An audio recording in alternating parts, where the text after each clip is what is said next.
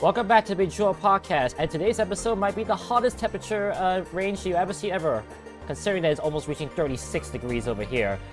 98 for those who are in America.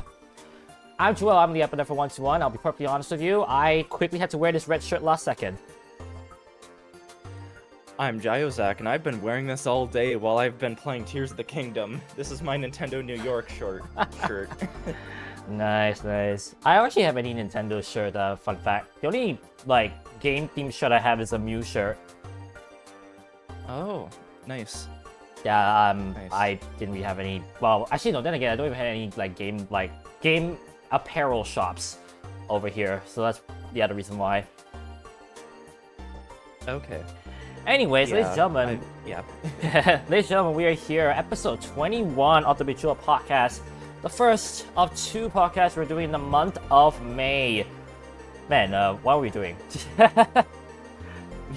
Well, they say May. I mean, usually March is the month of Mario, but now it's gonna be Mario May. As today we're gonna be discussing the Super Mario Bros. Movie in full, and 2 weeks later we'll be discussing the Super Mario Odyssey game as well. Since I finally 100%ed that game fully, which I did post on Twitter.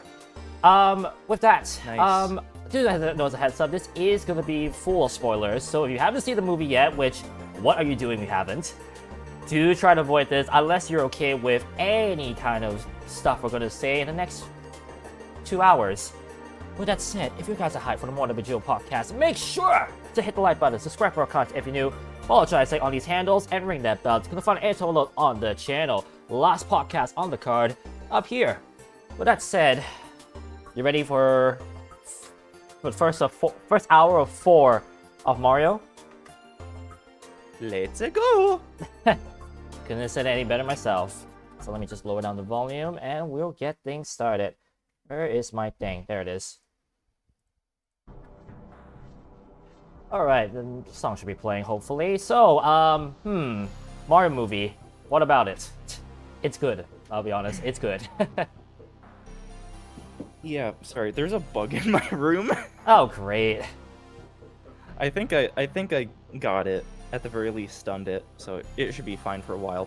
That would be funny if we stung Speaking of this, since the only bug I can think of is bees in Mario. Yeah. But surprisingly, no bees. Well, I guess. Yeah. But I was about to say, speaking of being stunned, I'm surprised that I actually liked an Illumination movie. Oh, ouch! Yeah. So you're saying that I you're have not a big fan watched- of Despicable Me or the others? Despicable Me was okay, but it just didn't really grab me. Just didn't really grab me. That's okay. I feel like it's one of those things where, I mean, I myself have not ever really watched an Illumination movie either. Maybe Despicable Me, but maybe chunks of it only. So it's like, well, coming into this movie, I was just like, oh, it's a Mario movie, but I'm not too sure how good it will be. Yeah. Like, leading up to the movie, there was a lot of, like, what is this gonna be like? We've only ever seen the live-action Mario movie that was mixed, and the fact that this was gonna be completely animated by a rather infamous animation studio, and the fact that it ended up being, for me at least, like, better than I was anticipating. Like, I've been pleasantly surprised with it. What about you? I was very hesitant with this movie. When I heard there was a Mario movie, I was just thinking to myself, oh dear. Because the first thing I thought of was, like, when I was looking at the fact that Chris Pratt was going to be voicing Mario, I wouldn't say that I was jumping on the bandwagon like, oh, this is probably going to be the worst thing ever. But I definitely was part of the bandwagon, if that makes sense. Yeah, I was especially skeptical of the voice cast as well. Except maybe Jack Black. Yeah, Yeah, I knew for sure that he was going to be the best character, and he was the best character. Agreed. Close second, Toad. Toad was actually really good. I mean, I'll be honest, like, I put down this on my notes. He kind of had like a Captain Toad type of vibe, even though he clearly did not look like Captain Toad. But the energy that he imposed was like so Captain Toad-like. Yeah, I mean, they even sort of hinted at that if, like, you listen to the music in the scene that Toad is introduced. Part of it is the Captain Toad theme. Yeah, wait, what? Really? Yeah. Wow. One of the few music tracks I did not catch, which, by the way, I did make some notes on the movie while watching it. Boy, I have a lot of references I already saw. Mm-hmm. But we'll get to that in a moment. But yeah, seriously though, I was very surprised how the movie did, how well it did. Probably as surprised, if not more surprised than you, Jiozak. Mm-hmm. Maybe. Probably. I mean, as you say, I wouldn't say that I knew about the infamousm of the company itself, but it's just definitely a thing where I was just like, oh, this could be not as great, but I think it became a lot better than I thought. Plus, with the help of other people helping me to reshift my opinion about it, which I'll get to in a moment, I've definitely had a much better perspective of why the movie was like as it was. Okay. As I said, we'll get to that in a moment. Also, Baby Horn, hi, welcome to the stream. And secondly, I did not know they sell those. I might get one soon, honestly. Oh, yeah, I didn't know that Uniqlo made Mario movie shirts either. Me neither. I knew they did the Pokemon collab, but three times? But I never actually realized they did the Mario one. I might pick one up, honestly. Yeah.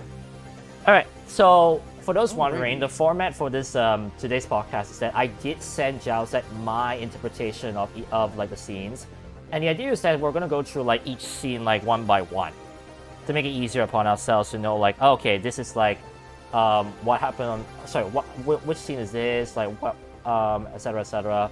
So at least the flow will be easier. Plus, I'm gonna make sure I start a timer so I know that when we cut to each of the topics. So give me a moment on that. We will give our ratings for those wondering at the tail end of the podcast, because at least we'll get our thoughts first, then we'll discuss about the real overall opinion. So with that said, let's start with the first scene. I worded this from beginning, so literally the beginning of the movie. So where Bowser tears up the Penguin Kingdom of some sort and grabs the Power Star. Meanwhile, Mario and Luigi back in Brooklyn are still suffering with a falling down company of plumbing.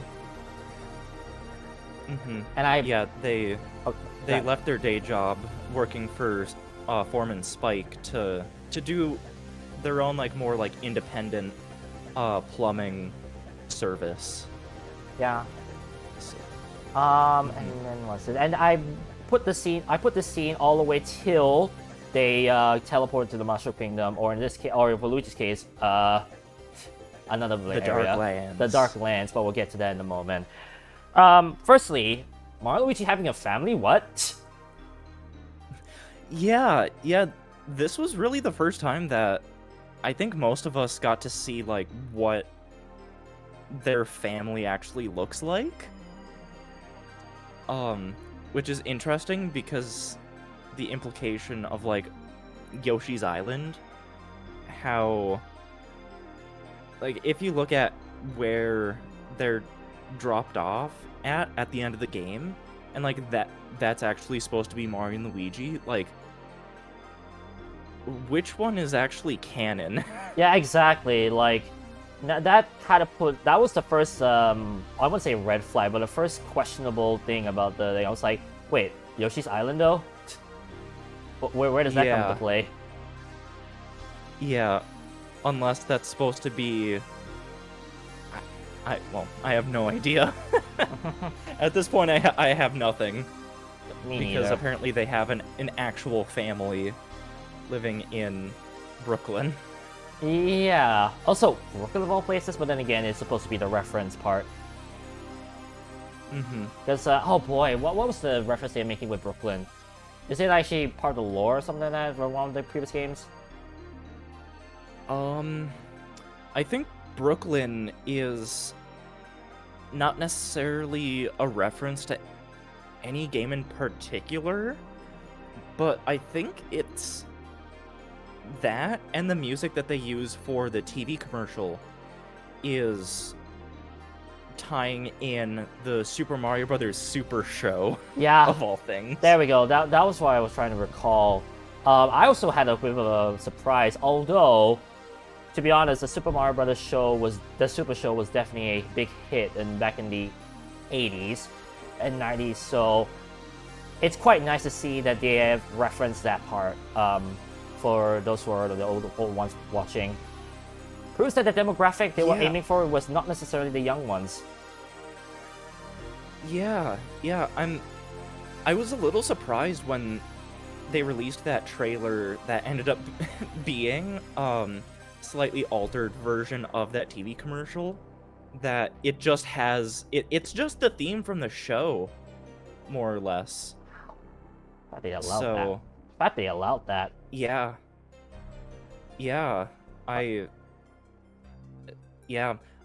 I didn't grow up in the 80s, but I did actually watch the show when I was a kid because we had a family video in our hometown, which a video rental store. You could also rent video games, but you could rent kids' movies for free, and they considered the DVD that had all these episodes of the Super Mario Brothers Super Show as a kids' movie, so I got to just rent that for free, and that's how I watched the show originally.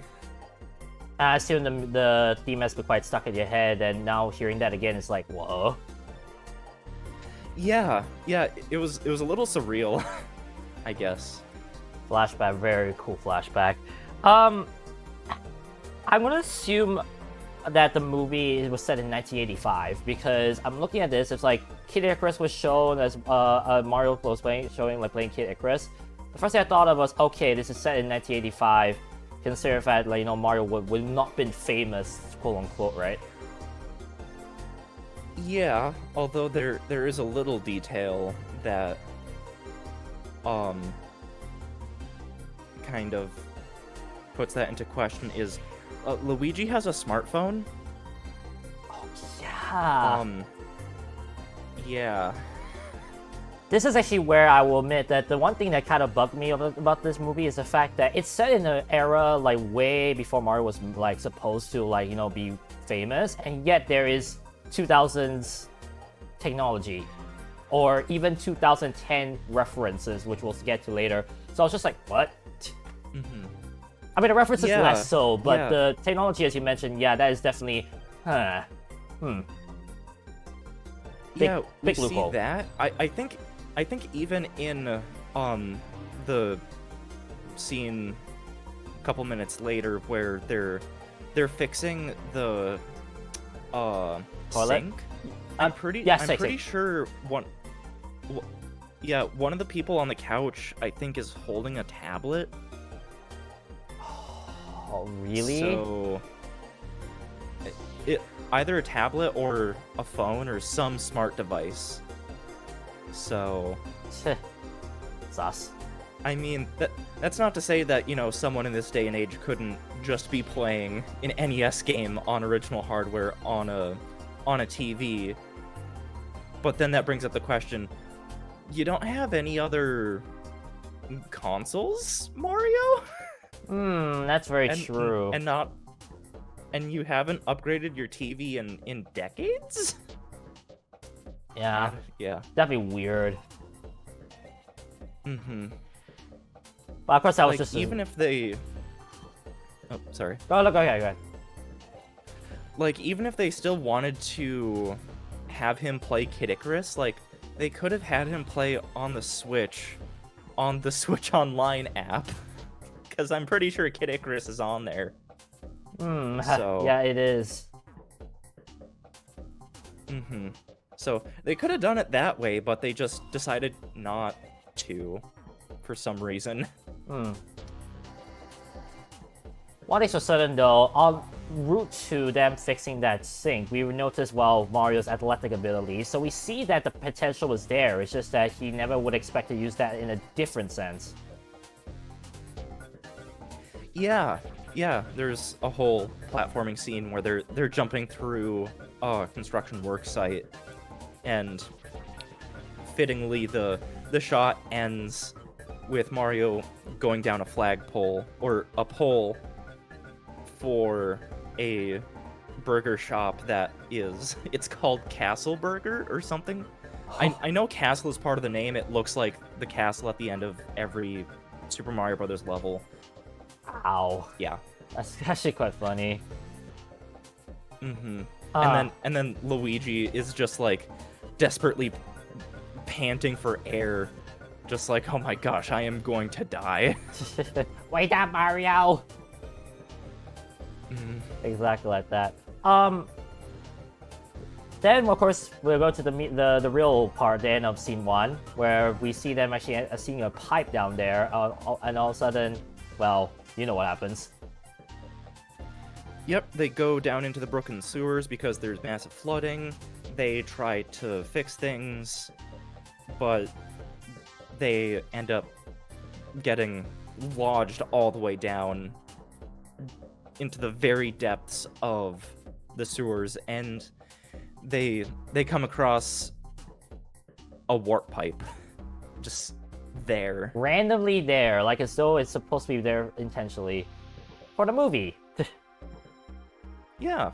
But, yeah, totally not coincidental whatsoever. And then, you know what happens. Mario gets sent straight to the Mushroom Kingdom where he finds Toad. Meanwhile, Luigi, we'll get to that later. Yeah. One of the first things I will say this right now, it's nice to see that they have managed to reference several, like, not as well-known enemies straight out the gate. It's not like they straight away, oh, Goomba. Right, yeah. The first enemy that you see in that scene, I'm pretty sure, is the Biddy Bud. Believe so. And then the next one was the Bramble. First. Yeah. And for those wondering, those debuted in, if I'm not saying, one was New Super Mario Bros. Wii, the other one was Super Mario 3D World. So it's like... 3D Land was the Biddy Buds. Oh, Land? Oh, yeah. So it's like, at least they're not like straight away, it's like, oh, it's a Goomba, like very like lame start. It's like, oh, it's actually some references that some of us gamers actually like get, like, all that stuff. Yeah. So I quite appreciate that they didn't like go straight to the obvious pandering. Right. For a second there, I was like, wait, where do Goombas appear in the movie? And I think they appear as, like, background characters, but I don't think they really ever play a vital role. Oh my goodness, yeah, you're right. That's actually kind of shocking now that we think about it, huh? Yeah, because especially in, like, later scenes, it's almost always Koopas. Dang. Which I guess makes sense because they have arms. True. What could Goombas do? Yeah, just not your ankles. I mean, if Splatoon Salmon Run has taught me anything, it's that if you get bit in the ankle enough, you will die. So... the small fry salmonid enemies, if they hit you enough, they will kill you. Oh my goodness. It's the same principle. I see where you're going with that. And I'll be perfectly honest with you, I've been addicted to one soundtrack, Splatoon 2, and I don't hate it right now. Legit don't hate it. Nice. Alright, on to scene 2. A very short scene, actually, which I'll get to right now. Wow, there we go. Getting on my stopwatch. Scene 2. Where did Luigi go? Straight out the gate. Did you have any Luigi's Mansion vibes? Yes, I was about to say the very first shot. I'm so excited. It's the same shot composition, more or less, as the start of the intro cutscene for Luigi's Mansion. I thought that was a great little touch. Fantastic touch. Really, only if you've Yeah, really only if you've played the game, you will recognize that that is a reference. But if you haven't, you won't understand. That's probably one of my favorite little references that they did. One is for certain, but yeah. you know another reference I caught that's very obscure? What was that? You notice when there was one scene that Luigi was at the door being clung to by about 5 dry bones? Yep. Was that a bit of like the, oh, what was it, the Room or the Witness, one of the two games? Because you know, like, how the game, like, hates the, well, I don't know, I saw this similar scene in 2016 YouTube Rewind, and the first thing I thought was, like, that's the reference, that's a slight reference to another game, but I don't remember what that was. I'm not sure you would ever known it. Okay. Yeah, if it is a reference to something, I would not know. Yeah. Even I myself am not as certain about that reference either. But it was definitely something I was like, huh, this I see in YouTube Rewind. Yeah. Which, oh man, it's sad to think that people will not reference that anymore, considering, well, it's almost dead at this point. Yeah. Yeah, the last one of those happened, like, what was it, 4 years ago? 2019. Because I think it was 28. Yeah, 2019. The last, like, actually, the last one where they technically put in effort was 2018. That was 5 years ago. If you want to define it as effort. Yeah, that's why I said technically it's considered effort. Sorry, YouTube, we love you, but at the same time, oof. Yeah. Anyways, with that said, yeah. Speaking of old. Okay. So speaking of old references, when Luigi bumped into that dry bones and its remains just fell on the ground, and he goes to pick his bad hat back up, he's like, I guess you got Luigi'd. I feel like that's a reference to being, like, nouned, like, I don't know, rickrolled, or something along those lines. That's kind of what it felt like, but at the same time, not really. The more that you mention it, the first thing I thought of when you said it was like, oh, Luigi is now has become a meme in that universe, where it says that you got Luigi's like, oh, you got like absolutely dumped on or something like that. Because I feel like with them having advertisements, and we know for a fact from the first scene that Mario and Luigi are well known infamously rather than famously. It's like anytime you hear getting Luigi, it's like, oh, they basically got absolutely schooled. Yeah. But that's just my theory. Yeah, got dunked on. Yeah, exactly. A game theory. No. wrong kind of theory, Jiozak.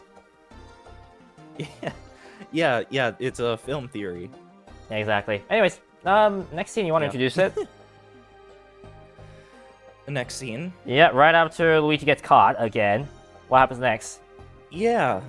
So then it cuts to Toad guiding Mario up to Peach's castle, and Mario has to navigate dozens of different pipes and various obstacles that it feels like, okay, yeah, kind of platforming. Yeah, just floating brick blocks just there. No one really knows why they're floating there, but yeah, Mario does acknowledge, like, okay, yeah, these are just floating. No one's questioning it. Okay, sure. Like the quirky sense of like Mario's still getting used to the Mushroom Kingdom is definitely a thought that we never thought would happen. Yeah, because like in this movie, he's never been to the Mushroom Kingdom before, so it's his first time seeing all these different things, all these little mushroom people. Which, by the way, the first scene in our list, it's established that Mario does not like mushrooms, and now he's in the Mushroom Kingdom, so it's like, oh, of course it's mushrooms. I question that plot about Mario honestly not liking mushrooms. Like, what was the point? Yeah, I think it was just comedic value? little twinge extra, yeah, to the latter half of Scene 3. Because otherwise, I Which, don't see before any we- point. Yeah, yeah. One small little detail about Toad and Mario going up to the castle that I really liked is when they passed by the antiques store, and the a customer is up at the counter holding something, and he's like, "Hey, does this work?" And the store owner is like, "Oh yeah, sure. You just gotta blow into it. If you look closely, it's like a gray rectangular thing. That's an NES cartridge." I love that, and it's in an antique store. Oh, Wait, antique? yeah. Wait, then that further Antique. that further goes to prove my point. Like the setting of the movie in terms of the year is definitely questionable. Yeah. If you consider 1985 stuff as antique. So it almost assuredly takes place in quote unquote like recent or current day, because they refer to NES stuff as antique, which technically it is, and like you see Luigi with a smartphone, so it's got to be within at least the past decade. I guess so, but and I mean that will correct any of the references that I pulled out from like later games, but at the same time it just feels as though, I mean, the setting I felt at the start was like it was 1980 something. Oh yeah, for sure. So that's why But it's then just again- like weird. Oh, go ahead. Then again, in the pizza shop, they're watching the commercial on a wall-mounted flat-screen TV. So, Very true. Very true. yeah. I actually do remember that part. Now that you mention it again, it's like, yeah, that's very true. Oh well. Yeah, but then in that pizza shop, there's someone playing on an old arcade cabinet, so I think it's just that there's just antique technology that's being used alongside current day, which, I mean, that it's a choice. It was a choice. Yeah. I don't know. I would love to hear the minds of those who actually created it and ask like what was the idea for the setting. Now I'm not saying that I want to like dog on them. I'm also just curious to see what would their thought processes was so that I can have a better understanding of it. Yeah. Although, again, another slight detail, now that I'm remembering it, the commercial has a web URL, like a website link. So it has to, confirms that it's at least in the 90s, if not later. But then again, with flat screen TV, smartphone, 2000s, if not 2010s. Yeah. Anyways, I want to share about a certain, well, first thing, she's in another castle. Very nice touch from the Toads. Onwards to talking about, like, Peach's plans to, fight Bowser. She did mention about going to the Jungle Kingdom to ask the DK clan to help them. First off, why not just say the Wood Kingdom? I feel like they could have. Like just said that as like, oh, nice. In Super Mario Odyssey reference. Yeah. Maybe they just wanted to emphasize more the fact that they were getting assistance from the Kongs, but More so. yeah, I can see. Oh yeah. man. And before, I mean, the best thing that could have happened was them referencing the actual name of the island that DK was in. Because that is definitely referenced back in like DK Country Returns and Tropical Freeze. Yeah. That was a missed opportunity, I would say now. I'm like, yeah, even though I've barely played Donkey Kong Country. Me Returns. too. Don't worry, me I too. have it on this 3DS right here, and I've not played it more than like a few levels. Oops. Yeah. might want to start putting that on your bucket list then. Yeah, once I am through with Tears of the Kingdom next year. You have fun with that. You fun tearing through that game. Yeah. Yeah. I mean, with all the oh my gosh, I forgot they added soundboards. Now you wonder why I put the Discord call with you as. Also, I need to quickly click out that. Whoops. There we go. That makes sense. Okay. You guys might going to be seeing a lot of Jiozak's face actually be covered. I apologize for that. Yeah.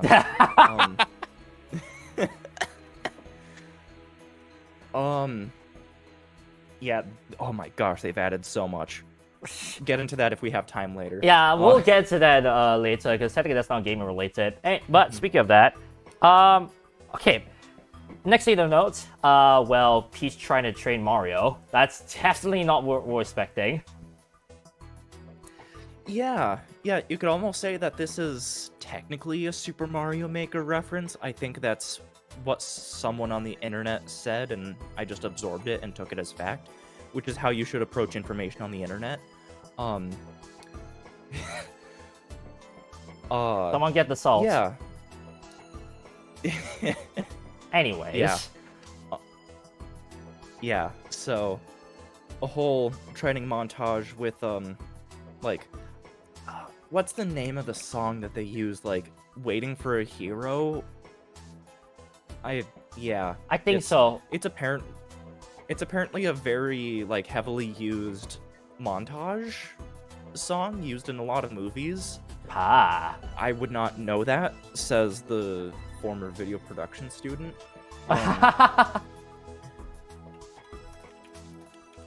And meanwhile, I hear typing profusely on the keyboard to check. Yes. With that said, first about the training montage, the first thing I like is the fact that, hey, hi Bowser, that I noticed from the shadow level from Super Mario 3D World. Yeah. You know which Bowser picture I'm talking about, right? I think so. Oh, yeah. So I was wondering, I think it was World 2-3, that level is the first level where the game plays with shadows. And at the end of that level, Captain Toad is scared like a sudden Bowser shadow. It turns out to be just a cardboard at the very big foreground.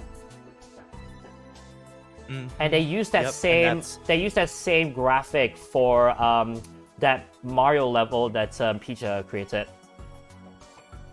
Yeah, it's like they end up bashing through it with yeah, right before they go to the donut block section. Which the course in the movie. Love the fact he's the donut blocks. Yeah. By the way, yeah, the actual title of the song that they used for the montage was Holding Out for a Hero by Bonnie Tyler. Does that name sound familiar? Oh, okay. I see why you're... I can see why. Wow. Yep. Of course, that's not the only retro song that we're gonna hear later, which we'll get into that. Yeah. But yeah, Mario is shown attempting the course multiple times. Each time he ends up getting tripped up on something, whatever it may be. And every time he starts doing the course, he eats a super mushroom to make him, double the height, even bigger. And yeah, he hates mushrooms. So I think that's why they added that in at the start. It's just a little wrinkle. It's like, oh, but he hates mushrooms, but he has to eat them in this situation. Ugh. Yeah, that's why I was just like, Which is kind of funny because, one of the shots, which is following a series of quick shots of him eating the mushroom over and over again from other attempts. And then it goes to a shot of him holding himself over the platform edge and just throwing up. And then he powers down from that, which I loved. Oh my god, I forgot about that. Yep. I forgot about that. Yes. I actually recall that scene now. You ever throw up so hard that it feels like you're halfway to death? Oh dear. Yeah.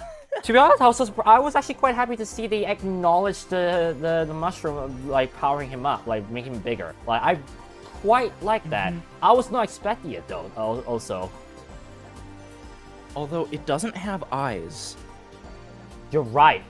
so. But then yeah. again, if you look at the mushrooms from like 1985, they did not have eyes either. That's true. Yeah. It wasn't until Oh, Mario 2 Japan yeah. that the poison mushrooms had eyes. Yes, they did. Wait, no. I think they were just a darker color now that I think about it. Or was that a... No, wait, no, that would be the one-up mushroom. What am I talking about?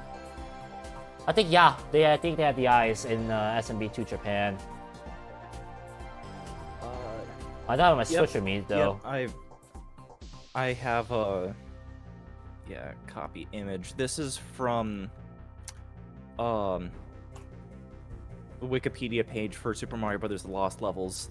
The poison mushroom does have eyes. That's quite cool, yeah. Mm-hmm. So, Yeah. neat. Of course, a nice moral, like, as well at the end, let's not forget, even she herself admitted that she failed many times trying to even train herself. Although, I thought, like, after that, Mario's like, you did it in first try, didn't you? And she's like, yeah, I got it first try. Like, she was just trying to make Mario feel better. Even though, yeah, she got it on her first go. And she's like, thanks. Yeah. Yeah. But then it's established that, like, Peach has been there her whole life. Yeah, she said, like, oh, I grew up here, something like that. Yeah, okay, was Baby Peach introduced, if I'm not mistaken, this one as well, if I'm not mistaken? It was during the initial Fire Flower scene. Yeah. But that was a little bit later, we'll get to that. Yeah. Because the first thing I thought about when I realized was like, wait a second, like, her backstory does get introduced, and even then I was just like, man, like the fact that the Toads like take care of her until like she grew up, and then also they made them their princess. Yeah, and she says that like her first memory was entering the Mushroom Kingdom. So it almost makes you think, like, was she an actual human child that got separated from her parents somehow? Like, yeah. And if they do that, does that make the movie series non-canon? Right. Is it mostly just for the references and rather than just for lore? Now, I didn't want to do this quickly, but straight out the gate I will submit something. Did you get a bit of Sonic the Hedgehog vibes? Like the movie vibes? From, like, the movie overall? Because, like, think about it. Or... It's a game character in an alternate world that goes back, alternate world, basically.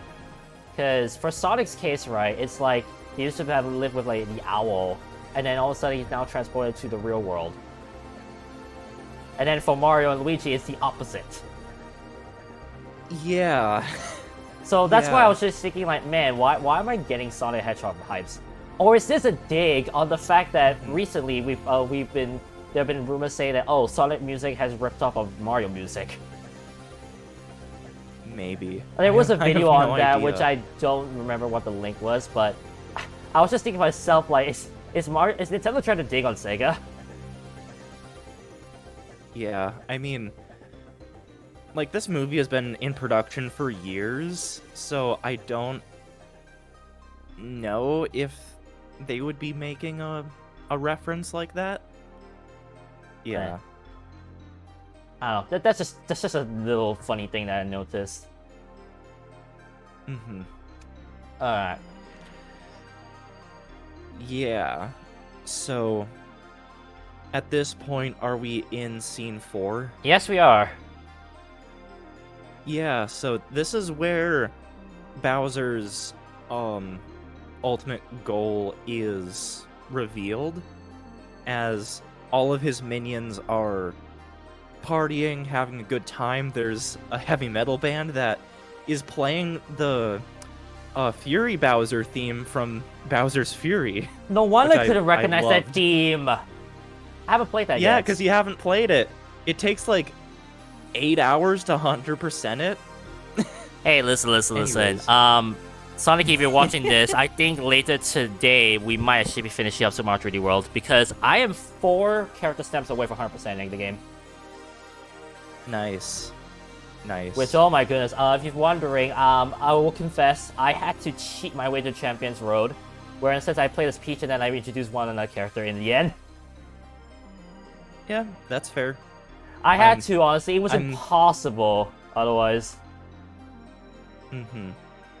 I mean, I've mentioned it multiple times. The way that I 100% of the game was getting to the end of the level and syncing up 3 other controllers. You're lucky because I as don't long as have the that character touches privilege. the pole. You're lucky because I don't Yeah, have that privilege. I mean, even if you get like another pair of Joy-Con, you I can don't. do that. But I don't have. yeah, that's the thing. But yeah, now that you've played Mario Odyssey, Bowser's Fury is very similar. In some ways, I like the way that they set things up more, but that's a discussion for in 2 weeks. Well, yeah, we'll be discussing that in 2 weeks for those wondering. As a heads up, Odyssey will be on 26th of May. Well, I mean, technically 27th, but you know what I'm trying to say. Yeah. Yeah. Next thing to note, hello Odyssey reference with the plot. Yeah. Both Odyssey and I guess Super Paper Mario. Sure. Bowser wants to marry Peach. Of course. Yeah, and all of his minions are just like, they all double take. It's like, wait, what? Wait, what? Yeah. Definitely not what they were expecting. Yeah, like, just big, wide shot of them just, like... Exactly. Yeah. And one of the Koopas is like, well, what if she doesn't want to marry ya? And then Bowser just flames them, like, literally kills them. Tribones straight away. Yeah. Add another one to the list. Yeah. Mm-hmm. Because, yeah, at this point, like, Bowser has the Power Star, he wants to marry Peach, so then they have more power and more control over all of the surrounding kingdoms, because the Power Star is the Power Star. Yes. Good observation there. I'm glad you noticed that. Well, that does kind of bring up the point of, like, okay, hypothetically, someone is going to see this movie that has never played a Mario game, and they have no idea what on earth the Power Star does. It's just like, oh, I guess this is important. That's true. Although, let's be honest. Did they mix up the Power Star and the Starman? Yeah, it's always kind of been a weird, like, fluid thing, because in Mario 64, there's 120 of them, and you grab one, and it just gives you, like, it unlocks more of the castle. It doesn't do anything for Mario. That's more so the caps that you collect. But then, yeah, in other games, the Power Star actually makes him invincible, where if he touches something, it dies. So... And we'll see later that yeah, the Power Star is used for a completely different purpose than what the Power Star is supposed to do. But we'll get to that, of course, a lot later. Yeah, it's always kind of been a fluid thing, kind of like how some 3D Mario games, Mario takes fall damage, and others he doesn't. So... True. Very true. Mm-hmm. It's one of the strangest things. Maybe Mario got stronger. I don't know. Maybe that's what they're trying to do. Could be. Well, of course, I would say that maybe that will be a discussion for a much later day, honestly, because this kind of thing, as you mentioned, is quite fluid. Mm-hmm. Then that scene will... just whatever the developers are thinking when they're in the planning stages. Exactly. Then we'll end it off with, well, the scene ending with Luigi heading onto the Koopa cart. Heading towards Bowser's castle, and then we see the Baby Mario, Baby Luigi part. Yeah, as they're passing by a castle, he has a flashback to one day, I guess. This is in... I guess it would be, like, pre-kindergarten, because that's a thing. Yeah.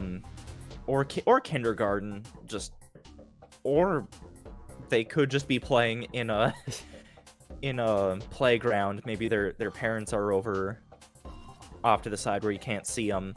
Luigi is building a castle out of blocks, and just this random kid just runs over, kicks it all, and like destroys it, just points and laughs at him. But Mario comes and like shoves him out of the way and like protects Luigi. And that was like a very formative core memory for Luigi.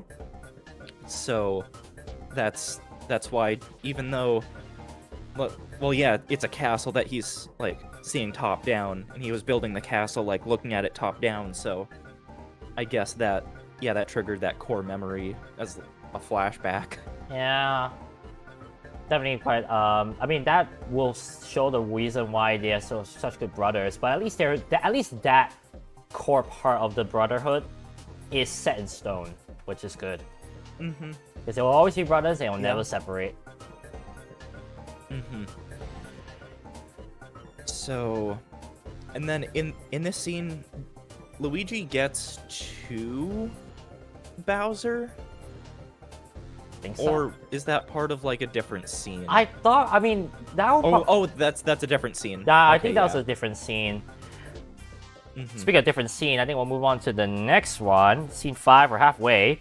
Mario, Peach, and Toad trekking towards the Jungle Kingdom, towards where the Kongs are.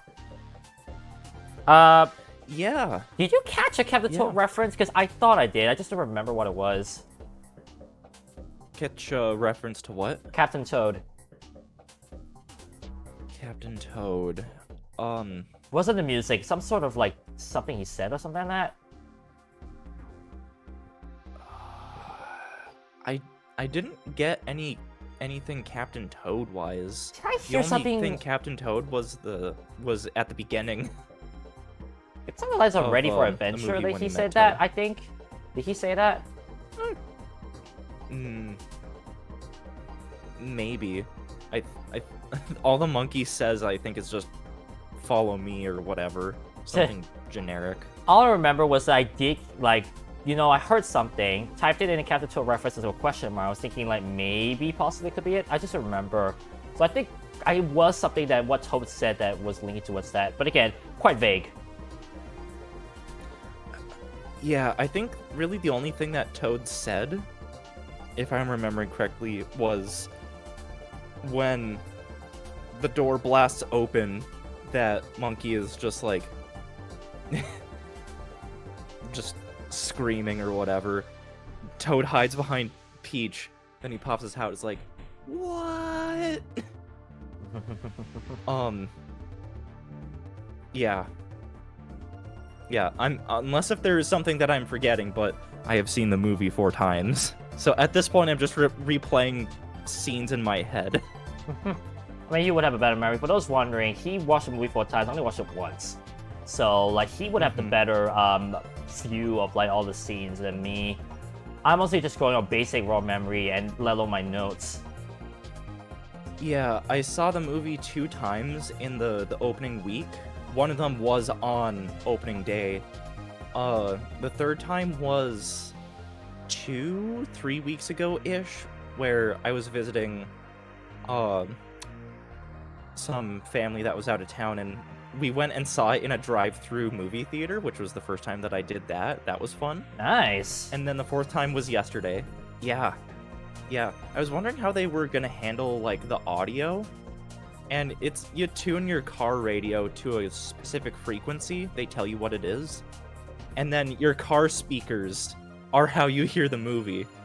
It's like, oh, that makes sense. Old school, baby. Sure. Old school. Mm-hmm.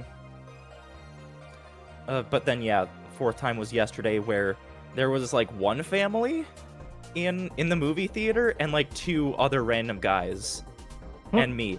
That was it. I was able to sit perfectly center with the movie perfectly filling my vision. It was great. Lucky. I had a slushie. Yeah, I had a slushie. Anyways, Mostly the scene though is just like, well, the first part is just them like walking around, like trekking towards the Jungle Kingdom. Yoshi's Island, was I correct to say that Yoshi's Island was in there? Yoshi's Island was, yeah, in the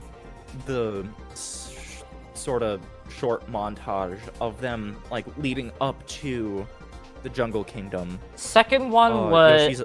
Oh, go ahead. Yeah, Yoshi's Island, and I know one of the others that they went through was Toast Arena from Mario Odyssey. Correct.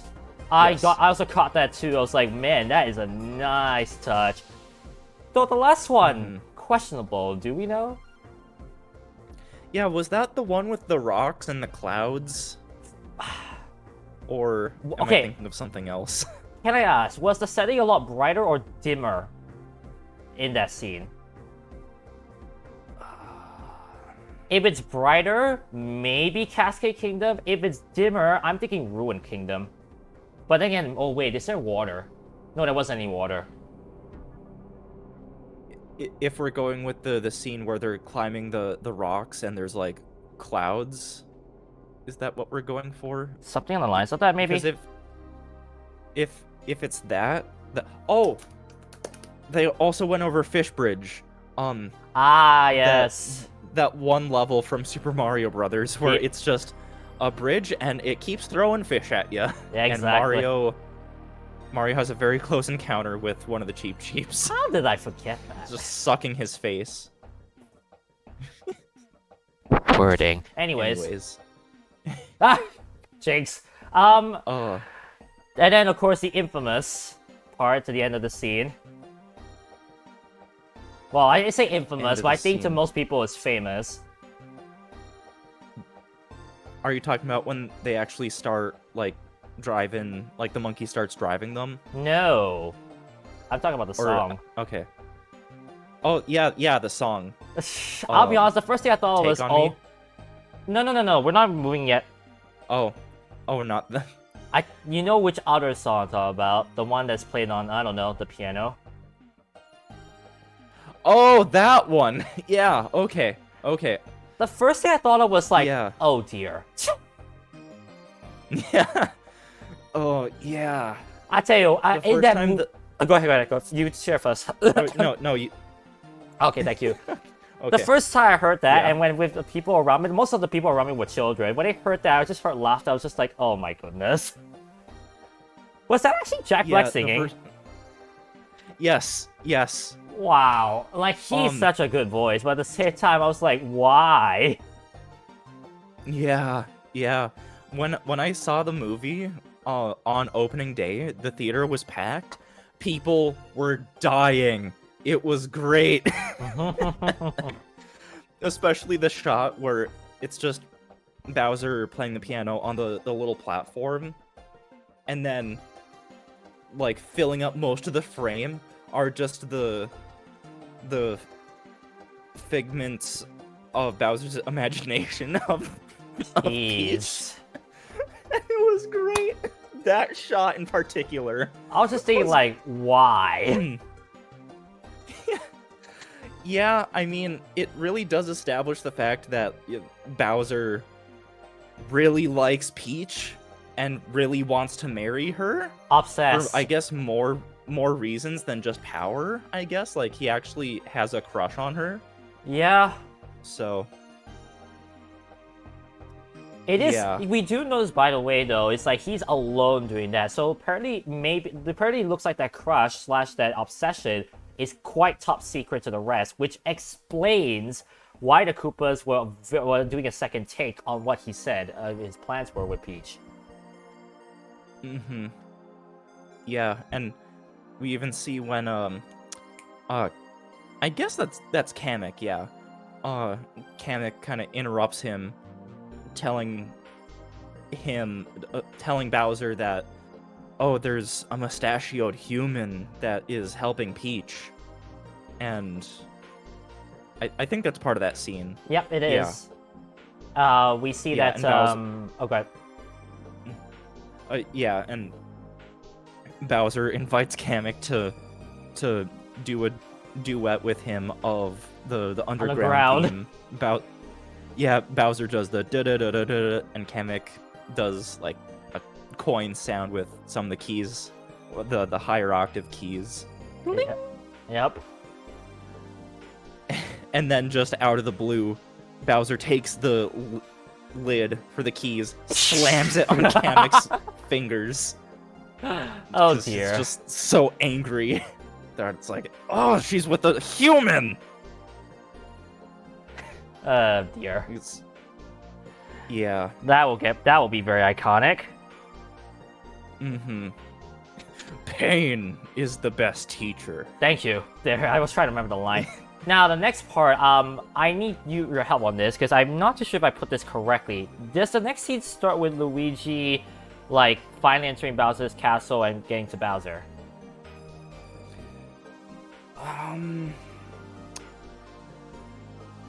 Oh, yeah, that's a good question. Like, these middle scenes, I don't really remember the exact order of. I would have had my phone out and taken notes, but I don't like doing that in a theater. I don't like having my phone out. Shit. So. I didn't care the first time I watched it. Yeah. I mean, I remember I was taking notes, and the person to my left was like, wait, are you taking notes in the movie? It's like, yes. Yeah. I explained to like, I do hey, a podcast. Yeah, I do a podcast. I was explaining to him like, exactly. I was on a YouTube channel. I did the plug. I had to. Clout, baby, clout. Nice. Yeah. So I mean, I'm just gonna guess it. See, the next scene starts with Luigi finally like entering Bowser's castle and entering Bowser, and pretty much Bowser doing all he can and successfully doing it to get information of who this Mario is and what in the world is he doing. Yeah, Bowser basically has to torture Luigi a little bit to get information out of him. Whilst at the same time, I actually just realized I forgot the scene. I believe it was Mario, Toad, and Peach resting on the field, and there were like fire flowers everywhere? Yes, yeah, that was the... Yeah, it was that scene that went into the Peaches musical. Yeah. I think, yeah, it pans to the stars, and then the stars, like, fade out. Oh, wait, or did it? Whatever, to... Something like that. Then I might have my order wrong. Hey, go ahead on that one then. Now I recall. Yeah. Yeah. That Fireflower field scene is where Peach's backstory of, like, oh, my first memories were, like, me entering this world, like, seeing the Toads, and they took me as one of their own. Yep. And raised me and all that. Which is quite the interesting plot point about Peach. I can buy it though, which is the good thing. Yeah. Yeah. Although that does bring into question if hypothetically, like what I mentioned, if she is a human child, like, she had bad parents? Like, how did they just drop their child down into the Brooklyn sewers? I don't know. Because I'm guessing, or maybe it's a pipe from somewhere else. Oh, I mean... she's from. Wait, no, but was the first scene of her with the same pipe that Mario took? No, because the pipe that Mario came out of, unless they did renovations, which maybe they did. You know what? pipe Sorry, very true. Because let's think about this. That scene with Louis, the younger Peach, would have taken place way before Mario entered there. So renovations are not out of the realm of possibilities. Right. So it could be, it couldn't be. Yeah. One thing's for certain though, I quite like the fact they referenced SM 3D World again with the design of Fire Peach. Yeah. They kept it the same, really cool. and I love that. And yeah, technically also, like, she lit a campfire with the fireballs. I think at some point in the game you end up doing that, or you can do that. So Odyssey, there's one part of Wooded Kingdom, there's a moon you can get for lighting up the campfire. Yeah. I actually remember that moon very well, actually. Anyways, now jumping back to the Luigi part, after Luigi finally spills the beans, he then gets captured with the rest of the penguins, and then all of a sudden, Luma? Yeah. So, the nihilistic Luma. For a while, I was like, that was definitely a Luma, but it felt like they were pointing at a specific Luma. And after I saw the movie and read other people talking about it, there is only one Luma in the Galaxy games that is that shade of blue. It's the Lumalee from the Luma shop. Wait, the Luma shop? You're right. Yeah, you give the Luma star bits, and it transforms into either a 1-up or a health extension, whichever you want. And every time you enter that level, he's always there. So that's why he doesn't fear death. That's why it's just like, okay, yeah, it's just a normal Tuesday for me. Whatever. What the? Oh no.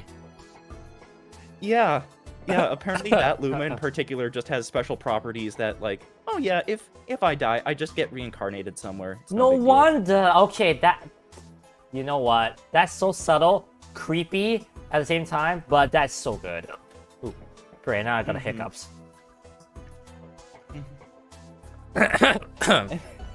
And I mean, this is a detail in a later scene in the dungeon, but there is a shot where that Luma is saying something, and if you look closely, it leaves the cage. It's holding on to a bar on the cage, like it swings out, and it's saying something nihilistic. But it's completely out of the cage. He's there by his own free will. He can just leave. Questionable. Anyways, Yeah. that's actually quite crazy. All right, now for I would say the meat and potatoes of the movie. I would say we're getting to the real sections that I segmented out. Yes. And you starting out with Yeah. scene 7. Tell me what it is. Yeah, so Mario, Peach, and Toad get to Cranky Kong, which right away, Cranky Kong is my least favorite character in the movie. Oof. Yeah, like, who played Cranky? Was it Fred Armisen? Yeah, I think it. I'm just double checking this. While you double check that, I'll say this right now: the fact they play Take On Me while the card is going, wow. I mean, yeah, I can see that. I can see that.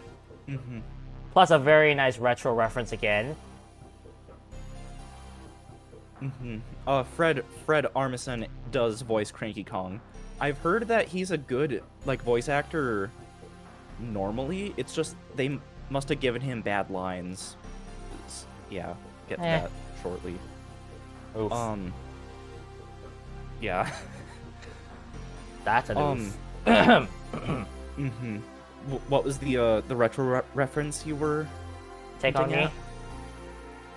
Oh yeah, that. Because if you think about it, they had to go. They had to get the Cranky Kong somehow. So they actually got to the card, and then we see that literally the island of the Kongs is like almost like a track everywhere. It's like tracks everywhere.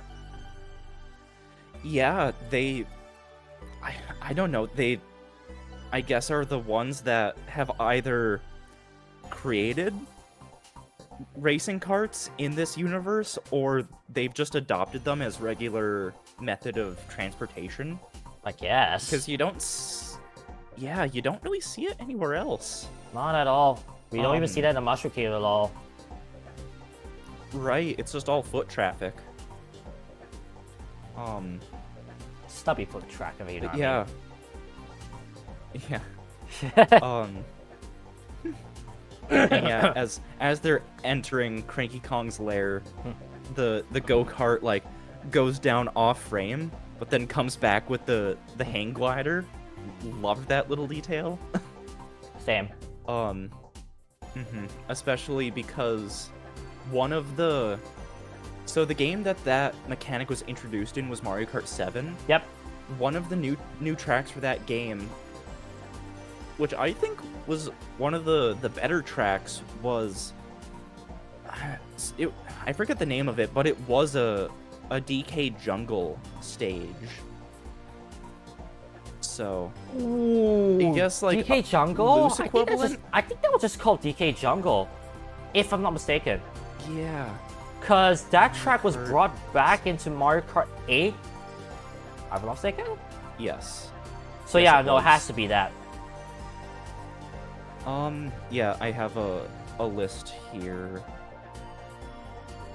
I know there's yeah, a just called DK Jungle. Yeah. That's the name of the track. That's what I remember. I know there's another DK track, DK Jungle track, but that was in Mario Kart Arcade 2, GP2. So that would be quite far off for a reference. Though it's quite nice to see though that they reference Mario Kart in a way like that. Yeah. Getting back to the plot, we see that now Mario has to fight DK in order for them to grab the Kongs to help them basically. And then all of a sudden, every single power-up you can think under the sun gets introduced. Yep.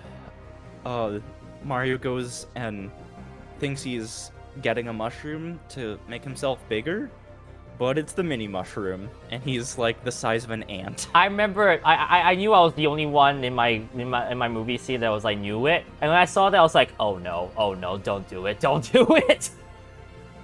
Yeah, before that shot of the camera just panning down to the girder, the only detail that tips you off about this is a mini mushroom is that it's blue instead of red. I saw that, I was Which is kind of funny because it's kind of funny because the way that it sits in Mario's hand, it's the same size as a regular mushroom, when in the games the mini mushroom is actually mini. So you're right. It's small detail, but something I noticed nonetheless. Quite literally a small detail, am I right?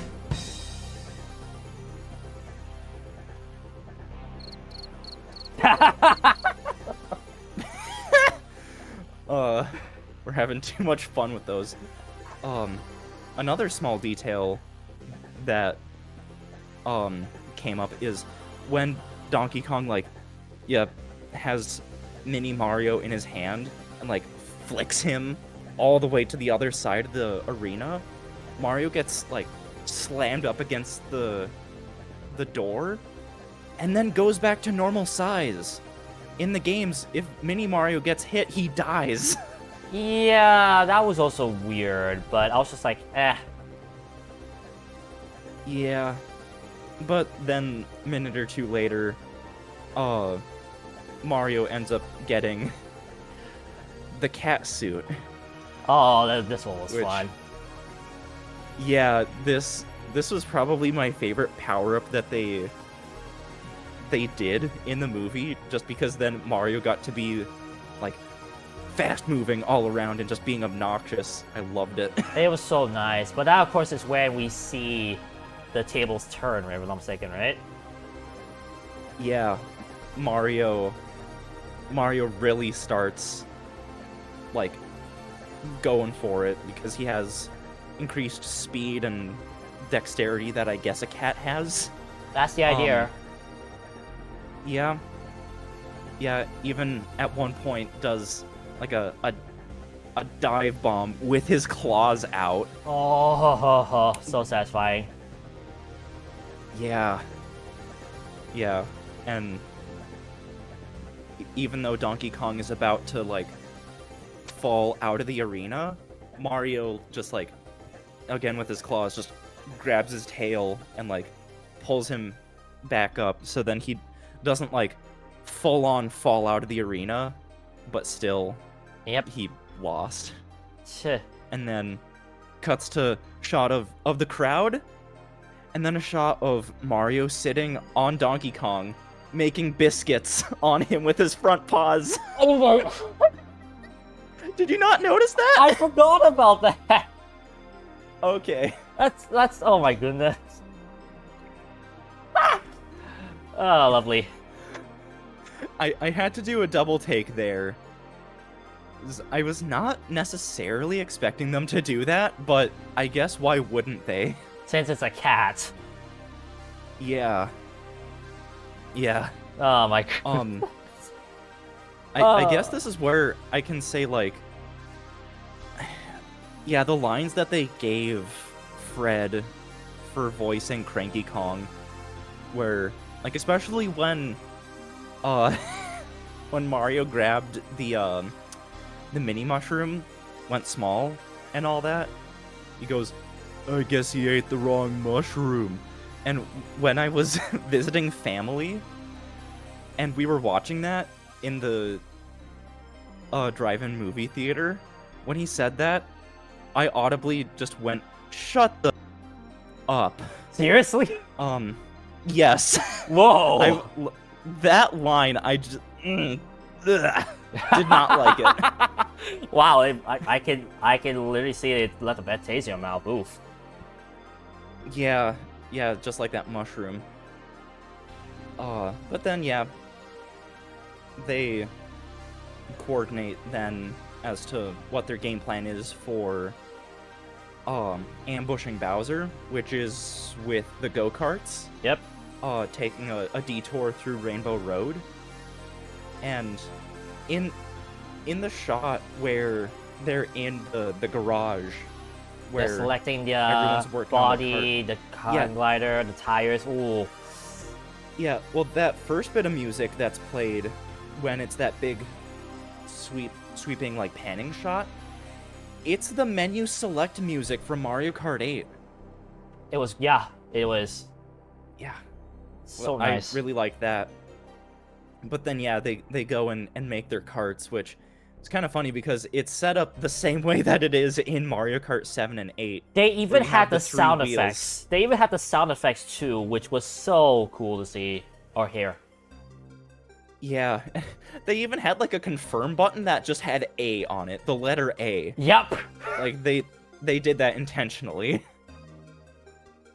And even when they spun the wheel for the different cart parts, it was the item roulette sound. Hey, A+ from effort Mario on that. Kart 8. Yeah. Okay, I'm having too much fun with this.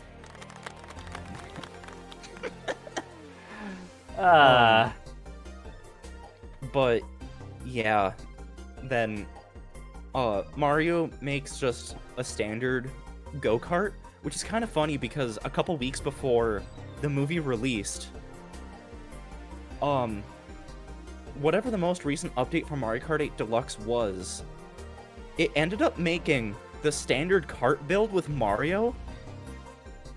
I kid you not, that is currently a meta kart build.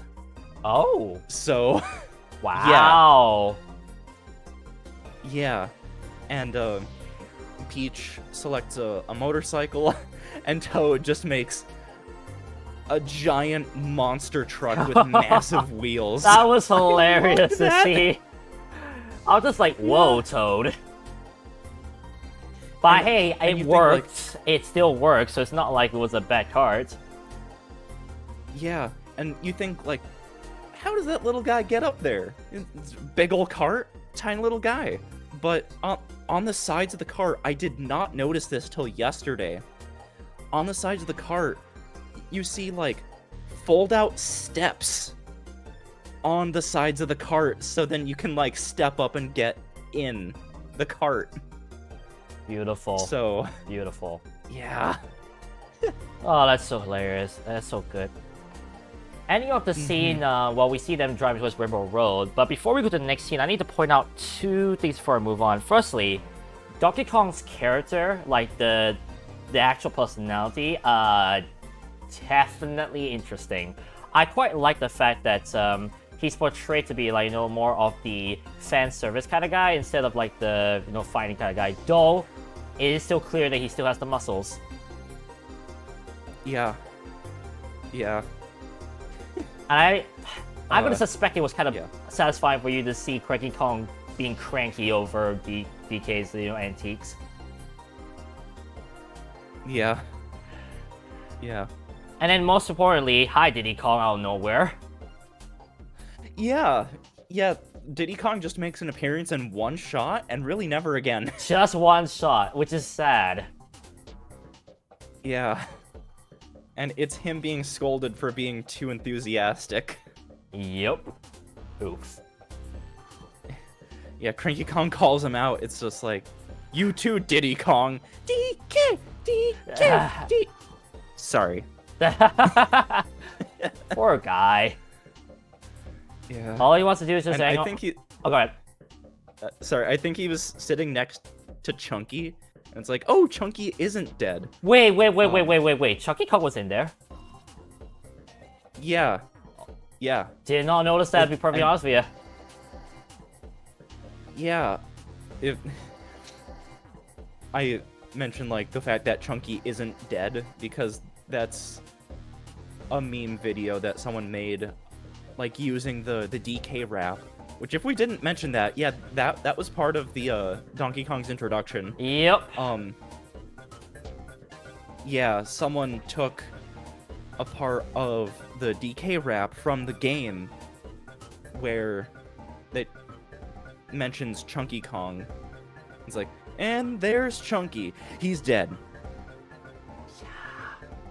And it's just a shot of like a memorial picture that would be put up at someone's funeral of Chunky Kong being dead for some reason. I don't know the full context, but it just sits there for like 5 seconds.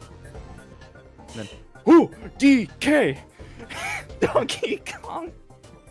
Lovely. Lovely. Yeah, but then anyways, back to the movie. They start yeah, making their way to Rainbow Road. And that's where we swap the scenes on here. Yeah. Yeah, Battle on Rainbow Road. The Koopa army was made aware that the Kongs were going to be doing this ambush. So the Him Koopa instead. army did an ambush on that ambush. Well, before that, I like to point out something. With Bowser trying, like, rehearsing his lines, do you notice a very subtle New Super Mario Bros. Wii reference? Yes, how Kamek was Peach playing the Kamek! role of Peach. Yes. I tell you, I was bawling laughing after that. I was like, oh my goodness, they did it. Yeah, I want to say that's also a Mario and Luigi reference, but I forget what game that would have been. Well, Superstar Saga no, because that's Birdo who mimics a Peach. Even then, it was not even like a exact one. I cannot type right now. Yeah, no, I can't think of anything else. Like, I don't even know the rest of the Mario Luigi games. Although, to be honest with y'all, I need to play Partners in Time soon. Yes, you do. Maybe even just an image? I So- don't know. I feel like it's just something that I'm thinking that, oh yeah, Kamek cosplayed as Peach. I think I'm thinking of Luigi doing that, because I'm pretty sure he does Superstar that Saga, in Superstar yeah. Saga. That was the other Yep. thing I was thinking, like, maybe you're thinking about that. Though it's quite nice to see that. Also, I was just like, man, of course he would, like, put that in. Yeah. And then, yeah. I think Okay. yeah, I think that is the scene where Bowser's made aware that the Kongs are yeah, doing the ambush. That Koopa's like, yeah, he has defeated Donkey Kong. I just remembered that 3-second snippet of the Koopa just standing like that and saying he has defeated Donkey Kong. Back So- to the scene itself, we then hear a nice remix of SNES Rainbow Road. Pretty sure it's SNES. To be honest, I don't remember what the music was in that scene. I remember it Oh. was SNES Rainbow Road, and I'll tell you, the remix was fire. I quite like it. And then we see Rainbow Road all of a sudden be coming from a kart track to all of a sudden a battle mode. Yeah, just like Mario Kart 8. And then we see why. and then all the references, and all of a sudden we said Blue Shell! Because why in the world not? Yeah, a reoccurring character in this scene is a Koopa with a blue shell with a giant, like, spiky, bitey death machine Yep. just trying to speed along and crushing anyone that he can. And yeah, there's a lot of back and forth of like a character gets defeated, character gets killed, and Mario, is it? Mario and Yeah, DK then... Mario gets Mario knock gets it knocked to out of his cart, and then they technically, this is a reference to Double Dash when Mario goes onto DK's cart, because character in Oh front, my goodness, character you're in the right. back. You're right. Yeah, technically it's a reference. I kind of agree with that, honestly. That's nice. Mm-hmm. Yeah, and there's a whole lot more back and forth, and I think one of the last members of the Koopa army that's left alive is the Blue Shell. Yep. In which he actually And- activates himself like a Blue Shell would in Mario Kart. Yep. Goes into his shell, sprouts wings, flies right towards Mario and DK's cart, and like spins around and just slams them so hard that it breaks Rainbow Road. Yep. That was Mhm. insane. Yeah, and that causes the rest of the Kong army to just stop in their tracks because they have nowhere else to go, because the road that was there is now no longer there, and they get abducted and captured and brought into the dungeon where they have to suffer with Luma Lee being With the penguins too and Nihilistic. Luigi, yeah. One thing's for certain Yeah. though, we see two of them escape, but barely. Peach and Mhm. Toad, and then more importantly, Mario and DK gets caught by the eel from 64. Yeah, so DK nearly drowns in the water, but Mario is still conscious enough to grab him by the tie and bring him up to the surface.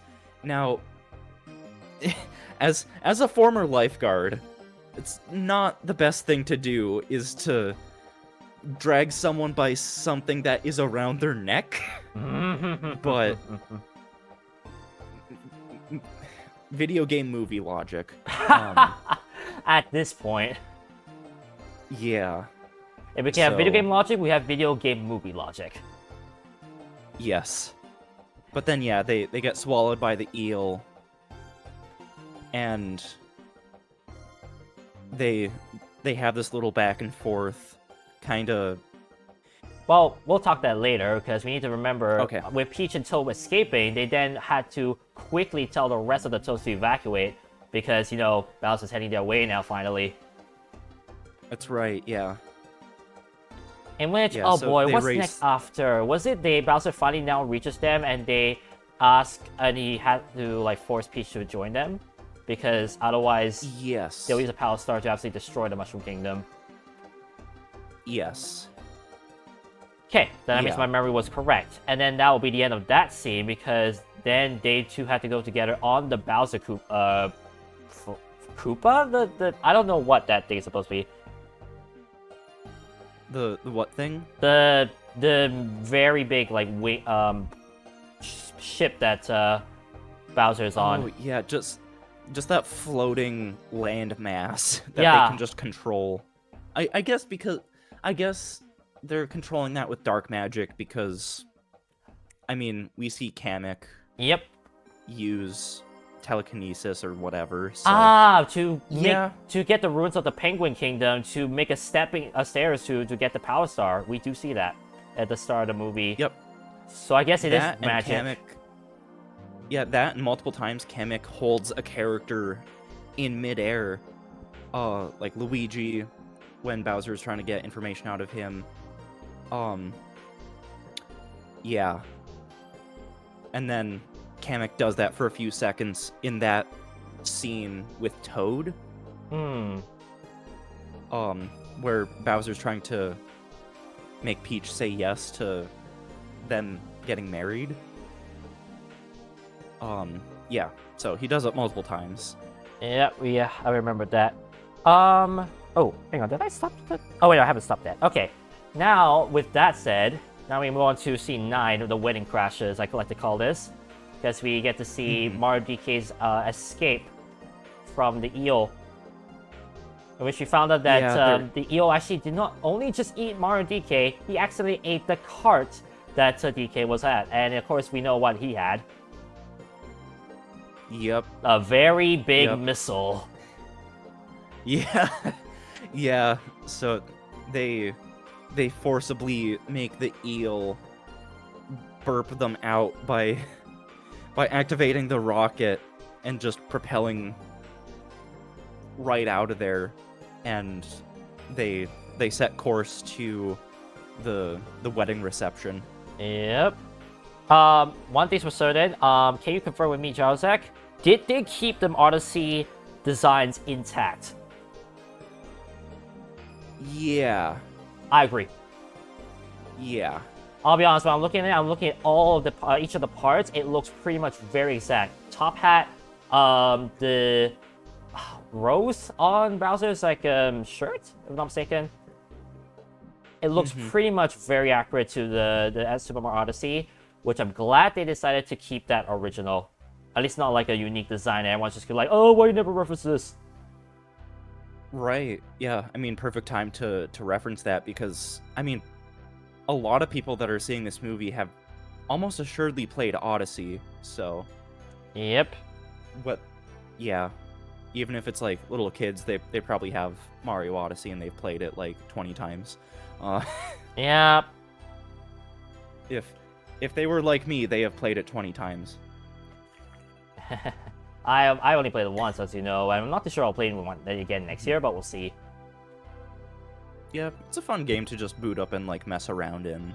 Yep. If I want to play a game, but I don't want to play a game where I have to make progress. I don't know.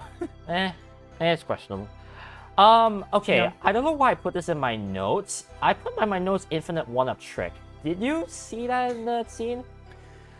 Yeah, when King Bubom went to go sit down, and he squished the Koopa that's on the very end, like, aisle seat, and the other Koopa got, like, knocked into his shell and started bouncing between the other armrest and Oh yeah. King Bubom and just kept bouncing back and forth. The You could hear, like, the...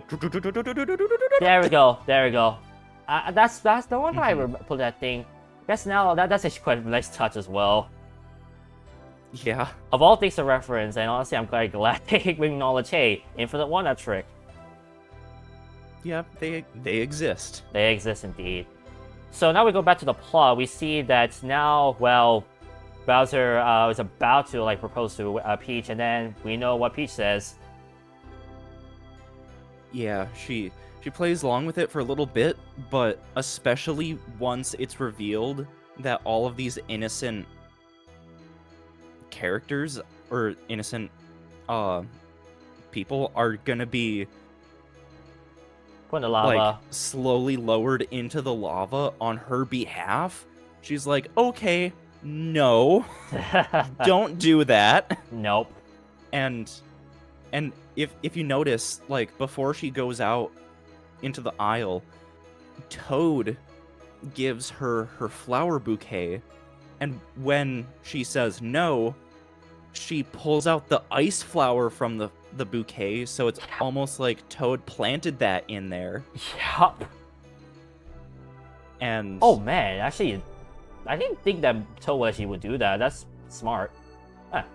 yeah, I think that's something that they kind of like, even not explicitly agreed on. That's probably something that they're like, yeah, just in case, let's plant this in. To be the fair, bouquet. on that scene where Toad is giving Peach the bouquet, say, yeah, hey, your bouquet. You could say that there was maybe a plot that was being made between the two, because both would have had the same intention of, well, not doing the wedding. Right, like they were playing along with it just to buy time. Yep.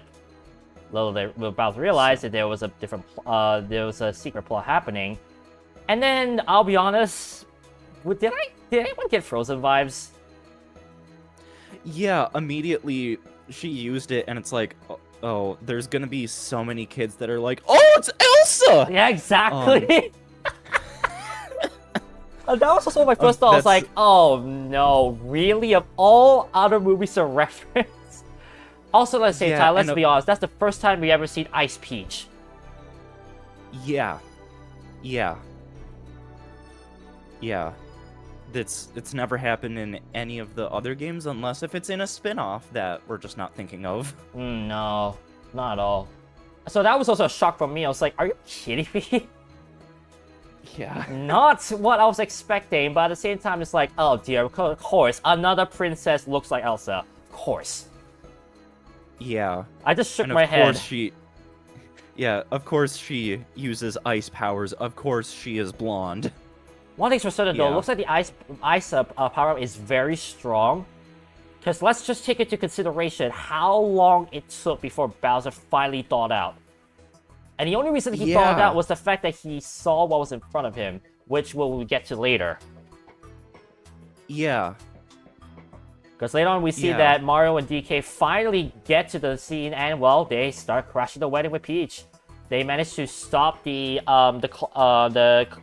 mechanism from lowering the prisoners any further to lava, which Luigi barely escaped from. Yeah, so I guess this is a whole thing that is prevalent throughout the movie, just how casually they throw around just the concept of death. In various means, and especially in this shot where Luigi's cage actually starts filling up with lava, and he starts climbing up the cage. Like Mission Impossible-esque. Almost like suspending himself at the very top. And good thing he did that, because when Donkey Kong got up there and started like pulling the gears back, like, yeah, there was no more room for Luigi. If it would have been a second more, it would have been done. And Sorry, I'm just thinking of, just trying to contemplate how casually you said, casually throw the idea of death. Yeah, especially with Lumali, and Oh my goodness, yeah, oh my, that is so true. As I think right before Luigi's cage starts filling up, Lumali is like, "Ah, finally, mercy," and lays down on the floor of the cage. Oh my, but of course he doesn't get his wish yet. Yeah, as they're being pulled up, he just goes, boo, with a... I'll be honest, that Luma, like, I'm not too sure what's going on with that, but I'm curious to see if they have any more plot for it, or if it's that, okay, goodbye, that's it. No more talk about death. Yeah. Right. We'll just have to see in due time if they end up try using it again. But I doubt they would, honestly. I feel like you mentioned about how the movie constantly, well, I won't say constantly, but right now and then really like likes to throw the idea of death. I feel like the next movie may not do that, honestly. Yeah, like, even in the scene where Bowser's trying to get, like, the name of this human that is helping Princess Peach out from Luigi, Bowser says something, and he's gonna watch me kill his brother! Referring to Luigi being the one being killed. So, yeah. That and Bowser just impulsively, like, blasting that one Koopa with fire for even daring to question Bowser's motives. Yeah. He's just death. Death. Exactly. Yeah. But then, of course, now we finally get to, as I mentioned before, we see, I mean, what was it? Was there a ground pound at any point during that scene? Because I remember there was, like, ground pound that Mario did on, something. Mario did a ground pound, I know for sure, during the training montage back in Mushroom Kingdom. I think I did see one also in that fighting scene. We see that the power is also being used, which then leads to another surprise. Hello, Fire DK. Yeah. Yeah, Fire DK, and Mario gets the Tanuki suit. And I mean, the Tanuki suit was fine, but I'll be honest, what were your first reactions to Fire DK? I guess it didn't necessarily make, like, an impact in me. That's kind of why I'm more so focusing on, oh my god, Tanuki Mario. But, yeah, Fire DK, yeah, I guess that's a thing. It vaguely references one of his alt costumes in Smash. Wait, which is really? Him with white fur. Oh, DK, yeah. Yeah, technically, but it's a stretch. I mean, not that too much, but I mean, again, I feel like the DK references are still there because, let's face it, one of the first few games that Mario was in featured DK, so they had to at least have it in some capacity to fuel that that direction towards the older audience. Right. I feel like without it, it would just not be the same. Yeah, so, yeah, there's a whole platforming segment even before they crash the wedding. Yeah. But then, yeah, they end up using those powers there at the fight at the wedding. And Bowser is able to get his head out of the ice. And I'm reading this from the Wikipedia page because this is a weird detail. He summons a bomber bill. Would that not be a bonsai bill? Oh. Wait, the note says bomber bill? Interesting. That is definitely a bonsai bill because that's bigger than a regular bullet bill. And it's homing. Yep. Let's not forget. It is homing. Yep, it is a bonsai bill, and I don't think in any other game, like, if you click the hyperlink on the Wikipedia page, it brings you to another page, you search up the word bomber, gives you no results. Wow. It is an incorrect detail, even if it's close enough that most people won't notice, but people like me will. Yeah, that's strange that the wording was so many different. Yeah. Then we see that with the wedding crash, of course, we see how raging Bowser is. He now goes after Mario with the bonsai bill or the bomber bill. And then we see that with the Tanuki Yeah. suit, Mario's able to, well, quickly get away and direct the bonsai bill to the warp pipe.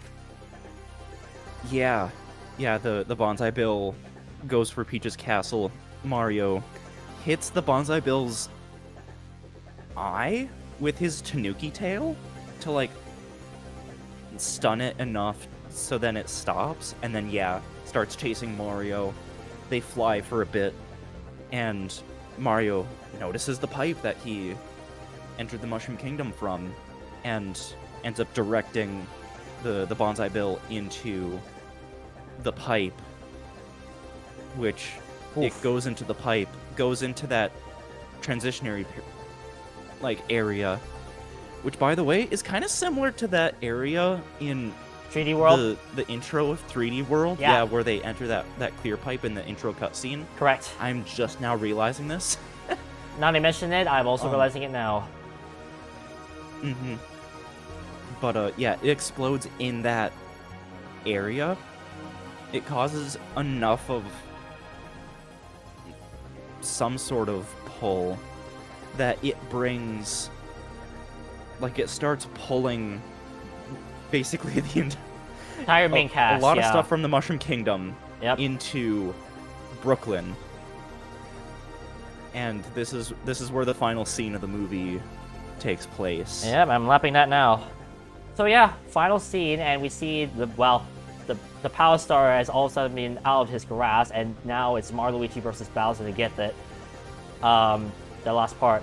But of course, we then see a sentimental period where Mario is like quite scared of Bowser at Brooklyn, but then sees the advertisement and gets the courage back to, well, fight him. Yeah. Yeah. So, I forget who.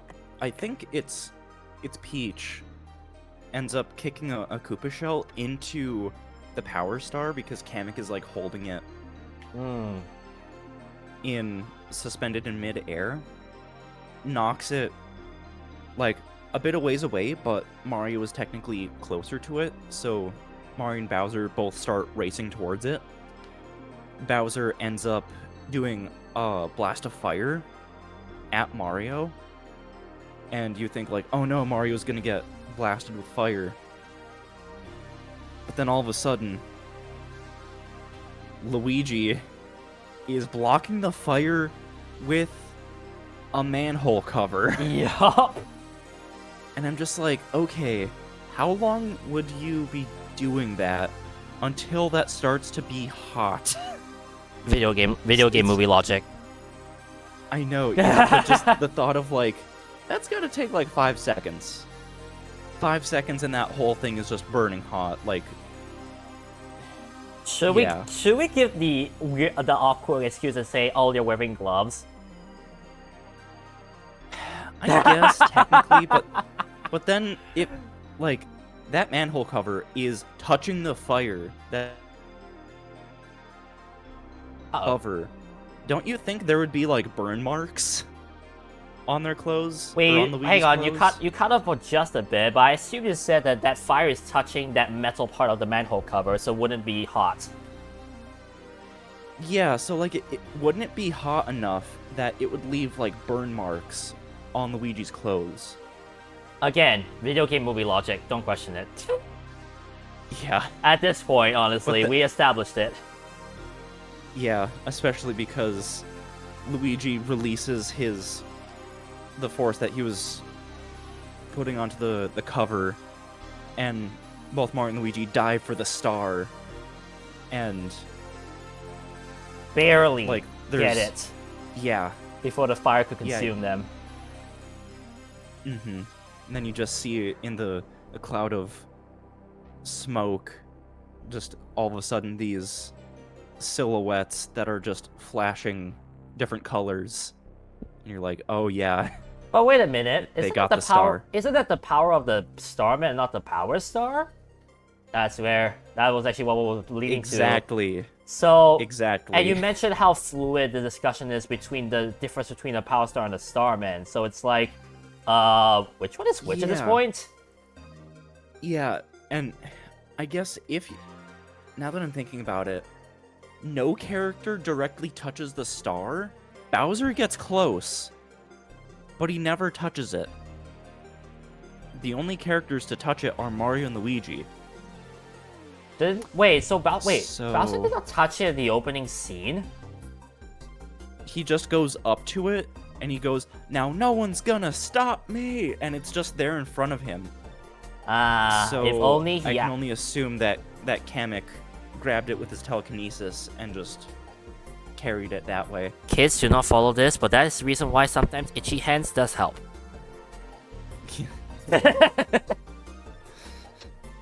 Anyways, then we have the generic thing of, well, the final scene of Mario and Luigi being invincible. Sonic, very similar to Sonic, how he's able to just, like, absolutely destroy Eggman on his own accord.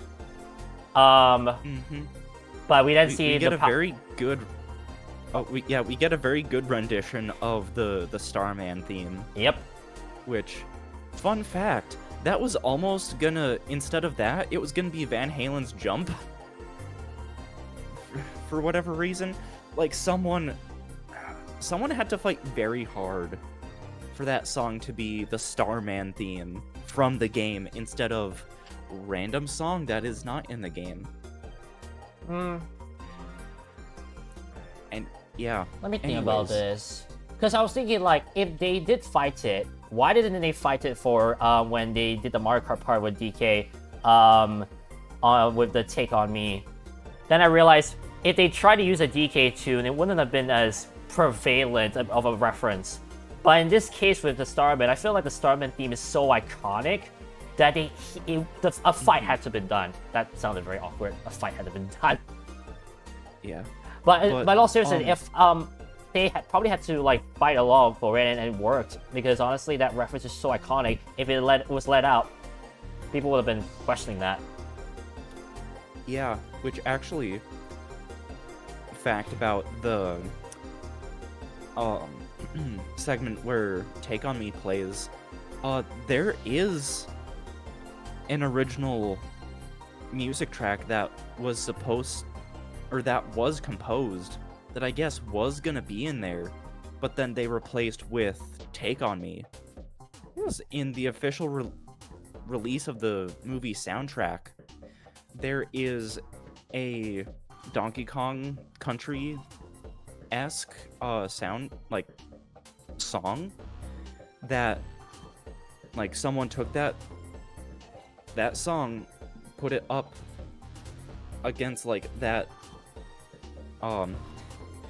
scene, it lines up perfectly. So, yeah. Interesting.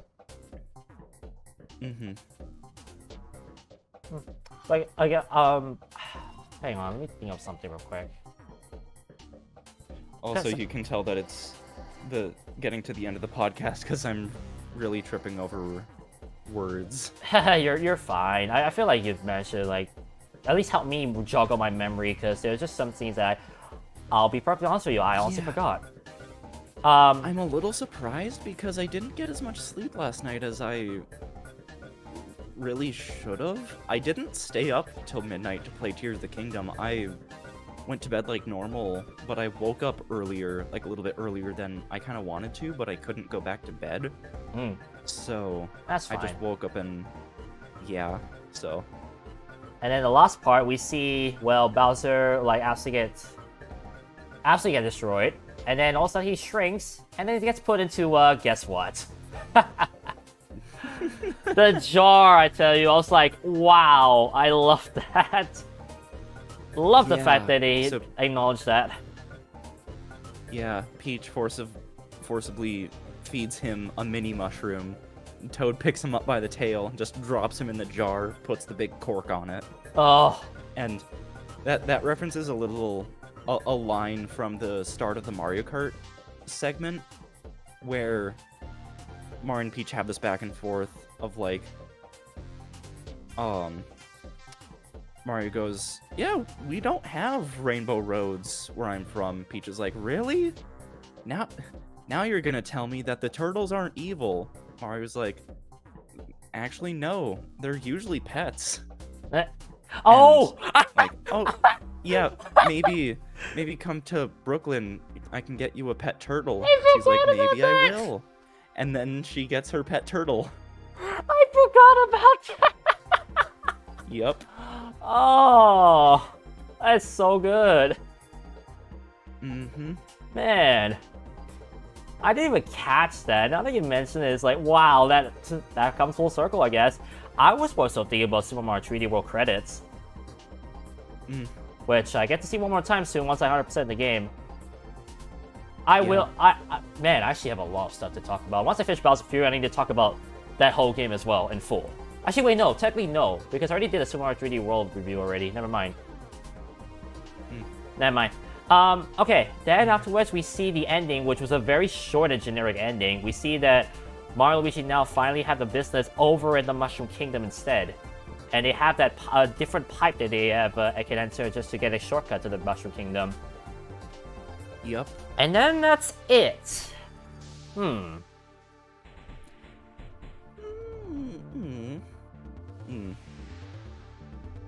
Yeah, exactly. It's like, are we supposed to assume that they finally the business now booming and now over in the Mushroom Kingdom? Yeah, those details are left ambiguous. Very ambiguous at that. I'm not too sure how I feel about that. But one thing's for sure, after the first batch of credits, cuts back to Bowser playing on the piano again, and then he gets interrupted again by a giant toad. Except he's not giant, he's normal size. Bowser is still tiny in a birdcage with a mini piano. Yup. At least they had the leniency to give him that. Yeah, give him something to do. Just then he's not like completely bored out of his mind, I guess. And then Even the though he second tried to kill so many people. Yeah. Oh. And then the second credits roll, and then what are we left with? The remains of the warp pipe down at the Brooklyn sewers, with what else to end it off? Yoshi! Yeah, Yoshi egg. exactly. And then it stops. Does it start to hatch? Well, it Like, did. does the shell It did start try to to crack a hatch, little but bit? it never shows it hatching out. Yeah, Implying yeah, that a second movie it is coming, stops. or is it just a teaser for something different? Who can say? Who can say? Like, Sonic did the same thing, if you think about it. Because in Sonic 1, they teased Tails being in there. Sonic 2, they teased Shadow being unleashed. So we'll have to see if Nintendo actually decided, you know what, the first one was okay, let's do a second one. Yeah. We'll I mean, just have to see. I think that...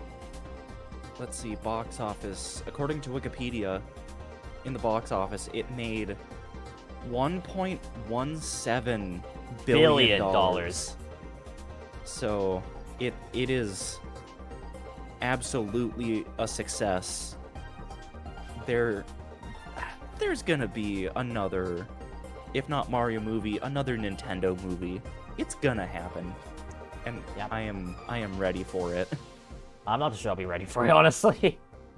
But we'll have to see. I'm curious to see if they will swap companies, though. We'll have to see. Yeah, let's see if they stick with Illumination or let someone else have the reins. The only question I have is, who else could help do it? Like, the Sonic movies were made by what company? Good question. Paramount, right? I think. Sonic movie. Hi, Night Matrix. Hey, how you guys? How you doing? How you doing, Patrick? Let's see. Written. Paramount. Yep. Yeah. Yep. So, According to Wikipedia. I mean, that's taken. I don't think Paramount will want to do like two, honestly. Yeah. What next? Okay, in terms of the credits, the last part I want to talk about real quick. The reference I noticed, well, firstly, the classic 1112 from SMB1. Then it goes to the SMB3 battle music. Do you know the one where you like face a Koopa, Hammer Bro or any of the like? That was nice. Yep. Yeah. And then underwater theme for Mario 1. 2-2, yes. Yeah. And then we go to the Super Mario World Castle theme. Mm-hmm. And it ends off with Gusty Garden Galaxy. Yeah. Which- I really liked that. Yes, I loved it too. Gusty Garden Galaxy, I think, is one of the best ones Mm-hmm. in the list. So I was glad to see that that soundtrack got pulled in. Mm-hmm. Such a nice tune, let's be honest. Yeah. Yeah. So, side note, at the end of my second viewing of the movie,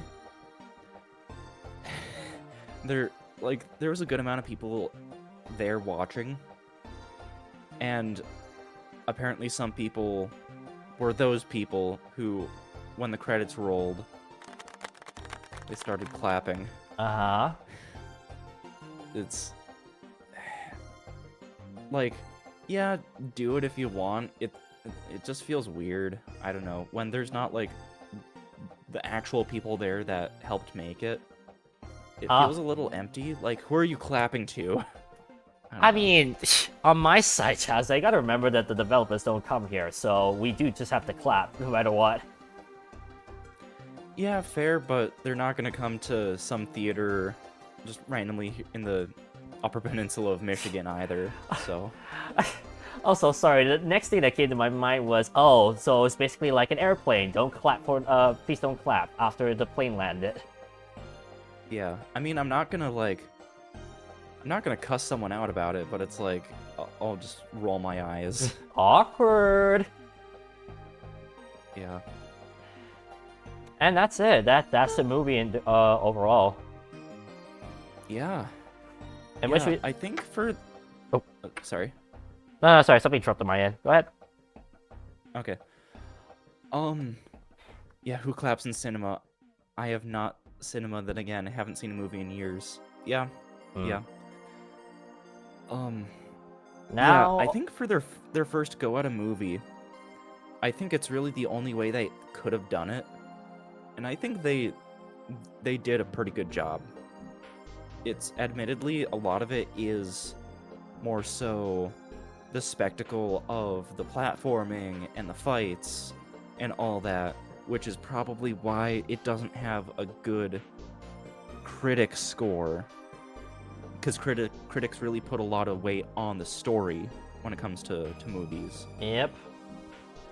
But with general audiences, like, people just love it. It was a hit. So, yeah, you just go into it with the thought of like, okay, it's gonna be relatively light story. Yeah, it's a pretty simple like hero's tale, all things considered. Yeah. I still think it's good. Correct. Yes. Who cares about the critics' opinions? No one. Not Sonic Unleashed fans. Oh. Right. It just kind of shows. Sorry, IGN. I how- still roast you for that every time I think about that. Every time. Yeah. Anyway, The soundboards, it just gives me too much power. anyways, for my thoughts, I will confess that after I watched the movie, as a Mario fan, honestly, I said it was pretty good, but I knew to the general audience, sorry, anyone who doesn't watch Mario, I knew wouldn't be as much of a hit. Then I started to criticize. That was me before I actually had the different opinion. That was when I started to question why was there so much referential pandering in the movie. Like, I felt like they overdid it. But thanks to a church friend of mine, she actually opened my eyes to realize that some movies really require, it's a must for the referential pandering. Otherwise, it just does not work. Mario is just so iconic that with all the game references, games in the over the past 38 years, that for it not to have at least maybe about 20% of the movie reference back to the games, it would almost be a crime in itself. Because most of the audience would be watching it just so they can see their favorite games being referenced. Yeah. So with that said, that was why my overall opinion of the movie really changed for the better over the past couple of days as I thought long and hard about this. Yeah. Yeah, I really thought that all the different references honestly made this even better, which generally for a lot of media, like if you're using references as like a crutch for audience pandering, it's not necessarily the greatest, but it was kind of a special case with this movie in particular, with yeah, just how much history that Mario and also Nintendo has, that kind of, why wouldn't you pull from that? Exactly. Even down to the little things, like Luigi's ringtone is the GameCube startup sound. Forgot about that. Yeah, the pizza shop in the scene where you first see Mario and Luigi, that's called Punch Out Pizza. Oh, yes! Yeah, and at the very end, one of the shops that you can see for like half a second, I forget the name of it, but the mascot icon is Discoon from the Famicom Disk System. Wow. Yeah, I'm pretty sure in yeah, for at least half of the viewings that I've done, I've probably been the only person in the theater that got that reference specifically. That's quite crazy, man. Real. It's almost like, I think, you know what? Should we say this together? This movie was a love letter to Mario. Yep. So much like Yes. it was such a great one, honestly. Like simple, but sometimes simplicity is what we need in life. Yeah, sometimes you just need a feel-good movie that for some reason has a fixation on death. Very true. Yeah. But yeah, Remember, okay. I'm reading chat. I remember people saying this movie will flop. Where are those people now? Where are those people now? Exactly. Yeah. Probably down to the sewers Yeah, fixing with- that pipe. Mm-hmm. But yeah, I think for a scale of 1 to 10, I will say it's solid 8.2. Yeah, same. 8.2. Yeah. I think if there are some things that they could have fleshed out a little bit more and made it like a 2-hour long movie, but I think those are details that they're saving for potential future movies, so we'll see what they do with that. Yeah. I think the last question I want to ask before we end off, now that we have pretty much talked about every scene, we talked about every reference we could possibly think of, and most importantly, our overall opinions. Was that movie better than the Sonic movies? So I've only seen the first Sonic movie. Ah, and okay. that was over 3 years ago. on opening day. I barely remember anything from that point in time, but so I don't think I'm really one to say at this point, unless I go back and watch or rewatch that, and then watch the second Sonic movie. Okay, But- understandable. Then I'll quickly just run through this. I'll say this. No, for me, right, I put Sonic movies ahead because I would say the plot and the ideas behind like the Sonic character is definitely more concrete compared to Mario. Not saying that Mario movie was a bad one in terms of plot. It was just that I felt like it was more concrete with the Sonic movies compared to Mario. Hence why I still say that the Sonic movies definitely triumph over in terms of like actual story that I can easily follow. Is not as confusing, and the references they make sense. Yeah. And it's so like there's something very subtle, and it's like this and that, and it was so nice when I got to see them as well, in both movies. And to be honest, knowing that Sonic 3 is coming out, oh boy, I can't wait. Mm-hmm. A lot of people are rumoring it's going to be next year, in which probably, oh man, I might have to rewatch. Actually, no, Jiozak, I might have to ask you to watch both movies again.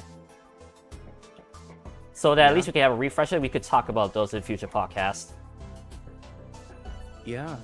Let me see what they're available on. I mean, distributed by Paramount Pictures, so it would be Paramount Plus. Okay. Yeah. Hey. Yeah. So yeah. So I can do that. Yeah. Just Mm. pay for a month or whatever, and while I'm at it, probably catch up on the iCarly reboot Ah, because I started watching that, but I just stopped. So I should go back and do that. of course we don't have to do it immediately since we have another podcast incoming. You want to preview that? Yes. So in 2 weeks, on let me pull up the calendar here. On Friday, May 26th, 9 p.m. Eastern, we will be talking about Super Mario Odyssey and probably both talking very positively about it. Very positively. So stay tuned for that in 2 weeks' time, of course. With that, that's the end of today's podcast. Oof. Yes. Yeah, well, yeah, this was good. And I guess Yeah. as before I end off the video, which will probably end in a few seconds, for those wondering, the Discord soundboard was really just a test. The Discord call that I'm in right now with Jiozak was made literally 5 minutes before we started. So I wanted to Oh, test wow. this out. So let us know in the comments if you like the fact that we're using the Discord soundboard. If you don't like it, and it's okay, we'll at least try to implement as much. We'll try to at least like incorporate it not as frequently as we did. Yeah, just be glad that I didn't do this the whole time.